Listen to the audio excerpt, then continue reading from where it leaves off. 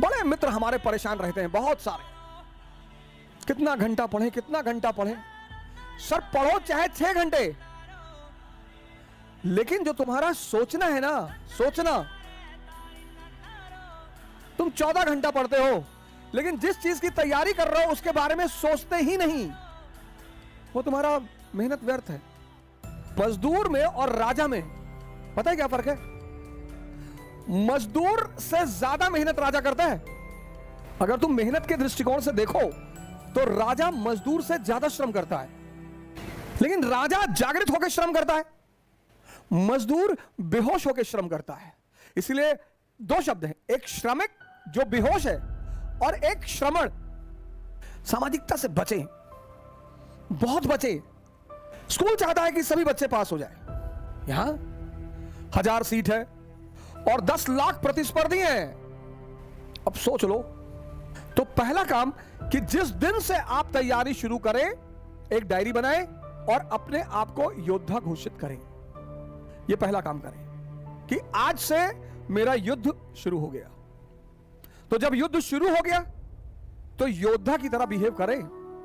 1000 seat 10 lakh लड़के, इसमें जो योद्धा है, योद्धा बस वही जीतते हैं। बाकी तो 2 साल 3 साल 4 साल 5 साल 6 साल। पहली चीज, पहला कदम कि जिस दिन से आप कंपटीशन की तैयारी शुरू करें आप योद्धा हो गए। दूसरा काम, जिसकी भी परीक्षा आप देने जा रहे हैं, परीक्षाएं कोई बुरी नहीं होती, कोई बड़ी नहीं होती, कोई छोटी नहीं होती, जिसकी भी परीक्षा आप देने जा रहे हैं, जहां भी आप कंफर्टेबल फील कर रहे हैं, आप एसएससी की देने जा रहे हैं, सीडीएस की देने जा रहे हैं, एनडीए की देने जा रहे हैं, आईएएस की देने जा रहे हैं, चलिए सिविल सर्विस की आप परीक्षा देने जा रहे हैं, तो बाबर की तरह कदम उठाइए, राणा सांगा की तरह नहीं। बहादुर दोनों है, बहादुर दोनों है। और बाबर तो अपनी जीवनी में कहता है कि मैंने राणा सांगा जैसा बहादुर नहीं देखा। और अगर बाबर कह रहा है तो मानी से बात है कि राणा सांगा बहुत बड़े योद्धा रहे होंगे, हार गए। क्यों?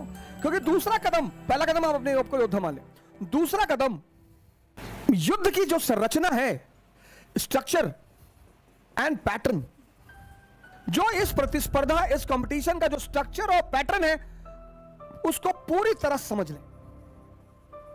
मैं आपको बताऊं, मुझे तो खैर भगवान की जो मर्जी रही, 90% लोग जो सिविल सेवा की तैयारी करते हैं उन्हें नहीं पता होता कि पहले कदम में क्या करना है। और जिसका पहला कदम गलत पड़ गया उसके जीतने की संभावना वहीं खत्म हो गई। फिनिश, खत्म। कोचिंग महत्वपूर्ण नहीं है, पहला कदम कोचिंग महत्वपूर्ण नहीं है। कोचिंग आईएएस नहीं बनाती, टीचर आईएएस नहीं बनाते, बंदा तो बंदा लड़का खुद है। पहला कदम जिसका गलत पड़ गया, गया। मुखर्जी नगर, नेहरू विहार, राजेंद्र नगर पड़े हैं लड़के। और इलाहाबाद तो खैर ऋषि मुनियों की जगह। कितनी मेहनत कर रहे हैं लोग, लेकिन मजदूरों वाली मेहनत कर रहे हैं, मजदूरों वाली।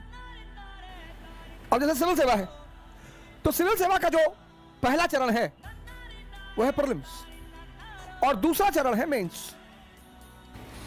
पहला चरण प्रीलिम्स, दूसरा चरण है मेंस। बहुत बड़ा गिफ्ट आप लोगों को देने जा रहा हूं। आप जितने भाई बहन हमारे साथ जुड़े हैं, जितने भी, एक बहुत बड़ा तोहफा आप सभी लोगों को देने जा रहा हूं। कोई चार्ज नहीं, कोई पैसा नहीं। अगर सफल हो जाना, अगर, तो मेरे पास पैसा पहुंचा देना, लेकिन करोड़ रुपए से नीचे लेके मत आना, नहीं तो मारकर भगा देंगे। और भिखमंगों वाली आदत मत क्या करो, ये फ्री दे दो, वो फ्री दे दो, ये मांगना छोड़ दो। हम भैया बहुत गरीब हैं, चेतना रखे हो अंदर, भगवान तुम्हारे अंदर बैठा हुआ और गरीब हो। तुम्हें किसी से कोई चीज लेना है और पैसा नहीं देना, उससे बोलो। उससे बहुत सारे लोग हमारे मैनेजमेंट टीम को फोन करते हैं, हम बहुत गरीब हैं, डबल 2-2 किडनी रखे हो, लग्जरी में जी रहे हो, करो गरीब है। कहो मेरे पास अभी पैसा नहीं है, ये कहो मिस्टर सो एंड सो, हाँ जी अभी हमारे पास पैसा नहीं है, एडमिशन लोगे? नहीं लेंगे, खत्म हो गई बात। 50 बार भीख मांगोगे ना तो मन की संरचना भिखमंगो जैसी हो जाएगी। अगर राजा बनना चाहते हो तो राजा का भाव भी रखो। सिकंदर ने जब पोरस को पकड़ा और पोरस सामने आया तो सिकंदर ने पूछा पोरस से कि तुम्हारे साथ क्या व्यवहार किया जाए। उसने कहा वही जो एक राजा दूसरे राजा के साथ करता है। और अकबर ने जब महमूद तृतीय को पकड़ा गुजरात में, दो एग्जाम्पल देख लो। सिकंदर ने जब पोरस को पकड़ा, आया पोरस सिकंदर के सामने, सिकंदर ने कहा क्या किया जाए तुम्हारे साथ? बोला वही करो जो एक राजा दूसरे राजा के साथ करता है। इसको बोलते हैं एरिस्टोक्रेसी। हमारे साथ लोग हैं किसी से मिलाने ले आते हैं, हमें बताते भैया भैया बहुत बड़े आदमी है। अच्छा किसी प्लेनेट के मालिक है? नहीं नहीं नहीं नहीं। अच्छा गैलेक्सी है? नहीं नहीं। अरे भैया अरे 4 कार है, होगी कार। हमारे लिए हिंदुस्तान में 10-12 लोग अमीर हैं। सदगुरु जिस दिन मिलूंगा पैर छूलूंगा। स्वामी करमवीर महात्मा जी हैं, स्वामी करमवीर। हम जब भी जाते हैं उनके चरणों में लेट जाते हैं। पैसा होना, सत्ता होना, पद होना ये अमीरी थोड़ी है। पंडित रविशंकर, जिन लोगों ने चेतना को पा लिया है, पैसा तो कोई भी पाले, जरूरी चीज है, नहीं बात करेंगे कोई बात नहीं, नहीं एंटरटेन करेंगे कोई बात नहीं। किसी से अनावश्यक मिलने मत जाओ, किसी के काम के होके उससे मिलने जाओ। किसी के काम के हो जाओगे ना तो तुमको तुरंत एंटरटेन करेगा। बहुत लोग हमसे मिलते हैं, अरे भैया वो डीएम साहब से मिला दो। क्यों? डीएम है बेचारा, अपना काम कर रहा है, सरकारी मुलाजिम है, उसके पास टाइम है सबसे मिलने के लिए। अरे नहीं, मैंने सुना है कि आपकी कोचिंग में, हाँ पढ़े होंगे। मैं तो एक बार लोगों का सिलेक्शन हो गया, ना वो मुझे जानते हैं ना मैं उन्हें जानता हूं। किसी ने मुझे पहचान लिया कि अरे आपने मुझे वहां पढ़ाया था, वो उसकी महिमा है, वो उसका बड़प्पन है। किसी ने पहचान लिया, किसी ने फोन कर दिया, अवध ओझा कैसे हो? बढ़िया है भैया। कलेक्टर बोल रहे हैं वहां के, जी जी भैया बहुत अच्छा भैया। तुम यार डिग्निटी पैदा ही नहीं करते अपने अंदर और राजा बनना चाहते हो। इसका मतलब ये नहीं आप किसी के साथ बदतमीजी करें, लेकिन अपनी डिग्निटी तो पैदा, अपने को भी कुछ समझो यार। तुम जैसे किसी के सामने पढ़ते हो वैसे दीनहीन हो जाते हो कि डीएसपी है, हाँ तो ठीक है, गुड मॉर्निंग सर, खत्म। अरे अरे भैया, अरे भैया भैया, तुम राजा बनोगे, तुम भिखमंगा भी ना बन पाओगे, क्योंकि भिखमंगा बनने के लिए भी दम चाहिए। खड़ा हो गया लाल बत्ती पे, हाँ भाई 10 रुपए दे दे। कभी किसी भिखमंगे को राय देकर देखो, 1-2 लगा देगा तुरंत। राजा से कम आइटम भिखमंगे में नहीं होती। डिग्निटी पैदा करो यार, डिग्निटी। कोई गरीब नहीं है, जिसके पास भी चेतना है कोई गरीब नहीं है। हाँ तुम्हारे पास पैसा नहीं है, कोई बात नहीं, हो सकता अभी तुम्हारे पास पैसा ना हो, तुम किसी कोचिंग में पढ़ने गए, तुम्हारे पास पैसा नहीं है, कहीं से व्यवस्था भी नहीं हो पा रही है। अब भाई बड़ी बड़ी कोचिंग रन कर रही है, उनका इंफ्रास्ट्रक्चर, उनका करोड़ रुपए महीने का खर्चा है, तो वो ऐसा तो कर नहीं सकती हर आदमी से पैसा ना ले। तो आपके जो इर्द गिर्द लोग हैं, रिश्तेदार हैं, दोस्त हैं, नात बात है, उनसे कह दो कि भैया पैसा दे दो, एक कंपनी का शेयर लेने जा रहे हैं, रिटर्न हो गया तो दे देंगे। इसी बहाने पता तो चल जाएगा कितने लोग आपके साथ हैं। तो जिन मित्रों ने नौजवान क्रांति में अपनी भूमिका अदा की है, सबको मॉडर्न इंडिया पढ़ाने जा रहा हूं हिंदी में, पूरा मॉडर्न इंडिया। संडे को पढ़ाऊंगा और यह समझाऊंगा कि अब एक चैप्टर पढ़ाऊंगा, पूरा पढ़ाऊंगा, कहानी नहीं सुनाऊंगा। पहले मैं क्या करता था, कहानियां सुनाता था, इस बार मैं आपको पढ़ाऊंगा।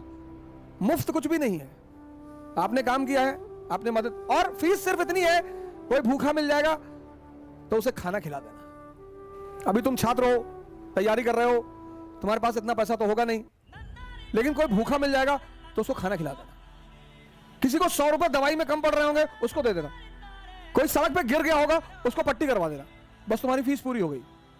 और अगर तुम कभी सिलेक्शन ले लो और तुम्हें लगे कि फीस देना चाहिए, कि चले ओझा से मिल ले, ओझा को फीस दे दे, तो करोड़ रुपया से नीचे लेकर मत आना। आईएएस अपने घर में हो गए, अगर आना करोड़ रुपया लेकर आना, वरना मत आना। मॉडर्न इंडिया पढ़ाऊंगा, पूरा पूरा मॉडर्न इंडिया हिंदी में। एक चैप्टर पढ़ाया, फिर मैं बताऊंगा अब इसमें मेंस में क्या है, कैसे पढ़ेंगे, और प्रीलिम्स में कैसे पढ़ेंगे। फिर यही फॉर्मूला तुम हर सब्जेक्ट में लगा लेना। और मान लो किसी संडे को मैं कहीं बिजी रहा तो चिल्लाने की जरूरत नहीं है। यह मेरा उन सभी भाई बहनों को एक गिफ्ट है जो दिल्ली नहीं आ सकते, इलाहाबाद नहीं आ सकते, कहीं बाहर जा ही नहीं सकते, पैसा नहीं है और वो दिशा की तलाश में है।